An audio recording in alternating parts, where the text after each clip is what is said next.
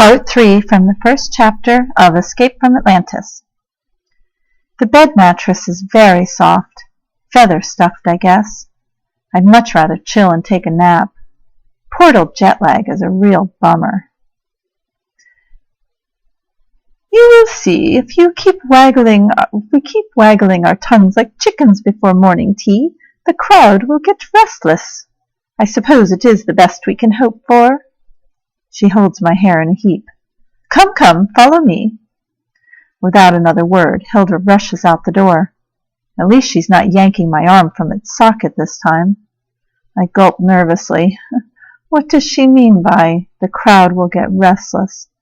I don't like big crowds, especially if I'm the main attraction. Reading aloud in English class turns my face bright red. Silently, I follow Hilda through the palace maze into the garden. It reminds me of Florida, only not so manicured. The dark green leaves are huge and thick. Flowers are gigantic and brightly colored. Vines hang from tall eucalyptus trees. I've never been south of Florida before. In fact, this is the first time I've seen a tropical climate except on the Travel Channel. Didn't that book say Atlantis was somewhere between South America and Africa? Then I remember something else from TV. All those poisonous spiders, scorpions, and snakes. Photographers love taking close-up shots so you can see every snapping claw, forked tongue, or beady little eye. I start walking on my tiptoes, crouching and jumping if anything even slightly moves. When Hilda finally turns around, she hisses loudly under her breath. Stop that, Ileana! You look like a dodo bird. You must remember to walk like a high priestess. Do as me. Hilda strides down the path painfully slow. Her back is totally stiff like some munchkin bride. I imitate her. Strangely, my body parts start moving automatically, just like on the moat. Weird. I don't feel like me anymore. I'm Ileana with this strange new self-confidence. I only hope it doesn't wear off like old glitter nail polish. Hilda falls back, urging me to proceed alone. As I glide through the garden, I see swarms of people on both sides of the dirt path. They're on their knees, bowing to the ground as I pass. Colleen Murphy, eat dirt. At the end is a throne made of white marble. As I sit down, the crowd of people begins to form a line. Each person is holding a stone box. Stand up and bow to your people with humble gratitude, Hilda prompts. I turn to see her hiding in a bush beside the throne. Thanks, I mutter, as I stand and bow. What now? I whisper to the bush. Each box has a problem inside, put there by its owner. You must open the box, read the question, and then give an answer, Hilda says. Well, that doesn't sound too hard. It's like those advice columns in the teen magazines I always read. How do I open the box? With your mind. What? I almost keel over. I feel the blood drain from my face. I imagine my tan complexion is the same shade as the ivory pimple makeup I bought by mistake one time. Hilda sneezes. Phew! Dreadful deedleberry bush, she exclaims. My lady, it is my allergies, I fear. You are on your own now. Then she hightails her plump waddling figure out of there, leaving me to fend for myself. Great. All I have to do is figure out how to open the boxes with my mind. I can't even open a pickle jar. How can I possibly perform feats of mental telepathy? Ileana, O wise one, O keeper of the eternal flame of truth, O seeker of all that is good and holy, begins a balding man as he bows at my feet.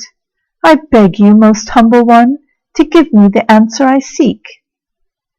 He stands up and hands me a square chunk of stone that's twice the size of a shoebox. It weighs a ton. Falling backward, I plop down on the throne, landing hard on my butt. Oh well, so much for "Oh, holy wise one," or whatever he said. Maybe he should have said, "Oh, geeky, clumsy, dorky one."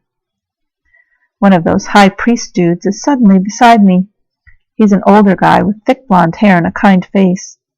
As he leans over, he whispers in my ear, "I am Gouda, my lady. Hildred told me of your memory loss and asked me to help, if needed. Use your mind to raise the box in the air. It is much easier, my lady, than holding it with your bare hands." I gulp hard. "Exactly how do I do that, Gouda?" I whisper back. "I don't remember." "Just focus," Gouda says. "The knowledge is inside you." My hands are shaking, so I take a deep breath. The crowd is watching me with expectant eyes. I don't want to disappoint them. Staring at the stone box, I pretend I'm playing my magical dragons video game. I'm the sorceress and have to lift stuff with my power wand. Only the power wand is my brain. Suddenly, I feel the box lifting off my lap into the air. Wow! I have the power of levitation! Cool! I focus hard on the floating box, just like Gouda instructed. The stone is rough, reminding me of the concrete wall in the girls' softball dugout back home. I relax a little. Suddenly, I hear a voice inside my head. "I fear my wife loves my best friend. What should I do?" I gasp. I opened the box with my mind, just by looking at it. Hey, maybe this high priestess gig isn't so hard after all. Now I just need to answer the question and get it back into the stone. I scratch my head. Thankfully, that nasty Darvid is toast. So, the guy's wife is cheating on him. What would Dear Christy say? Dear Christy is the advice columnist in my favorite teen magazine. She always has a cool answer for everyone's problem. For some weird reason, I raise my hands and aim them toward the box. Talk to her, I think, forcing my brain waves through my palms into the stone. Hear her side of the story. Maybe you made a mistake. And if you find out she really does love your best friend, find someone else. There's plenty of fish in the sea. All the heat in my hands flies into the box. I smile, knowing it worked. This ceremony of the boxes isn't so tough after all. I'm totally jazzed. A girl my age steps up next. She smiles sweetly, reminding me of my old friend Kayla. I float her box, then focus on the question inside. There is a very handsome boy I have eyes for, but he has eyes for my cousin's best friend, who loves my second best friend's brother. What should I do? Okay, this is a cinch. Totally like the problems we face back home. I know the answer immediately. Tell your second bestie to ask her brother if he'd go out with your cousin's BFF. That will get her out of the way, so your crush will have eyes for only you. If she's really your second BFF, she'll help you out, girl. Zip. Cold hands. The Kayla look-alike girl departs. An older woman with a kerchief on her head gives over her box. Using my magic power wand brain, I lift the stone from the lady's hands. It teeters a little in the air. Eeks! Almost dropped it. Focusing harder, I get it to stabilize before reading the question. Her box is definitely heavier than the others. Oh, kind and wise Ileana, please tell me what to do. My bones are weary from slaving for my 3 ungrateful children, who do nothing but gorge themselves on prunes and dates all day. My hands are raw from washing their clothes and cleaning their messes. My heart is aching from listening to their curses all the livelong day. What should I do? I shake my head vigorously and sigh. Once again, this one is easy. First of all, stop feeding your kids all those prunes and dates.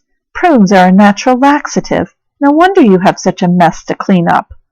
Second, make your kids take care of themselves. You are not their slave. Kids don't mean to be ungrateful or rude, but sometimes we are. Show them who's boss. You go, girl. Oh yeah, and good luck. The next box belongs to one of those high priests I saw earlier. He looks around 16 and is kind of hot for a priest dude. I get a little flirty. batting my eyelashes. Sometimes I crush on older guys. I wonder what sort of problem brings this cutie my way. Oh, sweetest Ileana. Good start, I think, as I perceive his words. I love another man. What should I do? Just my luck. Why are the hot guys always unavailable? So that's how it went for the next several hours of Atlantean time. People brought me their boxes, their problems, and I solved every one of them. Some of my answers even surprised me. The ceremony of the boxes isn't so scary after all. I guess you have to try new things sometimes. You know, give it your best shot. Even if you're in a tough sitch, it's better not to chicken out. I'm not sure how it works, but being in this Ileana body makes me wicked brave. Stuff just comes naturally, like I've been doing it forever. Weird. Later, despite the soft and feathery bed, I toss and turn all night. I can't stop thinking about my own problem. How am I ever going to get back to the 21st century? Being the high priestess of Atlantis is fun for a while, but I want to go home to my family and friends. Is my home even there yet? What if I'm stuck in Atlantis forever?